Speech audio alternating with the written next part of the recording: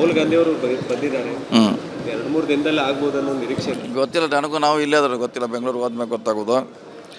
ನೋಡೋಣ, ಆಗ್ತೈತೆ ಯಾವಾಗ ಬೇಗ ಆಗ್ಬೇಕಂತ ಇದೆ ರೀ ಎಲ್ಲರದು ಅಭಿಪ್ರಾಯ. ಬೇಗ ಆಗಲಿ ಅಷ್ಟೇ.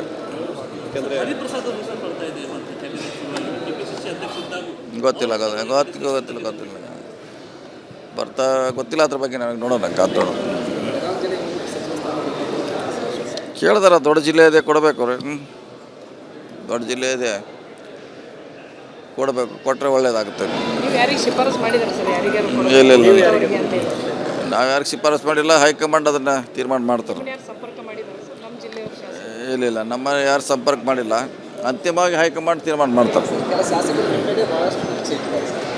ನೋಡೋಣ, ಅದೆಲ್ಲ ಹೈಕಮಾಂಡ್ ಅವ್ರು ಮಾಡ್ತಾರೆ. ಯಾರ ಪಕ್ಷಕ್ಕೆ ಅವಶ್ಯಕತೆ ಇದೆ, ಮುಂದಿನ ಚುನಾವಣೆಗೆ ಯಾರು ಅನುಕೂಲ ಆಗ್ತಾರೆ, ಆ ದೃಷ್ಟಿ ಇಟ್ಕೊಂಡು ಮಾಡ್ತಾರೆ ಅಷ್ಟೇ.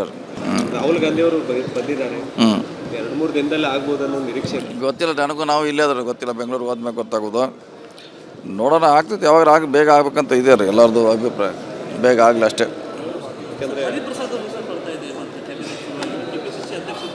ಗೊತ್ತಿಲ್ಲ ಬರ್ತಾ ಗೊತ್ತಿಲ್ಲ ಅದ್ರ ಬಗ್ಗೆ ನನಗೆ. ನೋಡೋಣ ಕಾತೋಣ. ಕೇಳಿದಾರ, ದೊಡ್ಡ ಜಿಲ್ಲೆ ಇದೆ ಕೊಡಬೇಕು ರೀ. ದೊಡ್ಡ ಜಿಲ್ಲೆ ಇದೆ ಕೊಡಬೇಕು, ಕೊಟ್ಟರೆ ಒಳ್ಳೇದಾಗುತ್ತೆ. ಇಲ್ಲ ನಾವು ಯಾರಿಗೆ ಶಿಫಾರಸು ಮಾಡಿಲ್ಲ, ಹೈಕಮಾಂಡ್ ಅದನ್ನು ತೀರ್ಮಾನ ಮಾಡ್ತಾರೆ.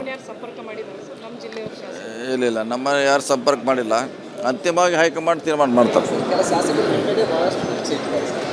ನೋಡೋಣ, ಅದೆಲ್ಲ ಹೈಕಮಾಂಡ್ ಅವ್ರು ಮಾಡ್ತಾರೆ. ಯಾರ ಪಕ್ಷಕ್ಕೆ ಅವಶ್ಯಕತೆ ಇದೆ, ಮುಂದಿನ ಚುನಾವಣೆಗೆ ಯಾರು ಅನುಕೂಲ ಆಗ್ತಾರೆ, ಆ ದೃಷ್ಟಿ ಇಟ್ಕೊಂಡು ಮಾಡ್ತಾರೆ ಅಷ್ಟೇ. ಅದು ಹೇಳಿದ್ರು, ನಾವು ಹಿಂದೆ ಹೇಳಿರಲ್ಲ ಅದನ್ನೆಲ್ಲ. ಹಿಂದೆ ನಾವು ಹೇಳಿದ್ವಿ, ಎಲ್ಲರೂ ಅದನ್ನೇ ಹೇಳ್ತಿದ್ದಾರೆ. ಈಗ 28ರಲ್ಲಿ ಚುನಾವಣೆಯಲ್ಲಿ ಇರ್ತಾರೆ, ಅವ್ರ ನೇತೃತ್ವದಲ್ಲಿ ಚುನಾವಣೆ ನಾವು ಕೂಡ ಹೇಳಿದ್ದೀವಿ. ಪಕ್ಷಕ್ಕೆ ಕೆಲಸ ಮಾಡೇ ಮಾಡ್ತಾರೆ. ಏನದೇ ಅಂಥ ಚರ್ಚೆ ಮಾಡೋದೇನು ಅವಶ್ಯಕತೆ ಇಲ್ಲ, ಅದೇನೇ ಅಷ್ಟು ಡೈಲ್ಯೂಟ್ ಮಾಡೋದು ಅವಶ್ಯಕತೆ ಇಲ್ಲ. ಕಾಲಕ್ಕೆ ಅದು ಗೊತ್ತಾಗ್ತದೆ. ಹಾಂ, ಸರ್ವೆ ಮಾಡೋದು.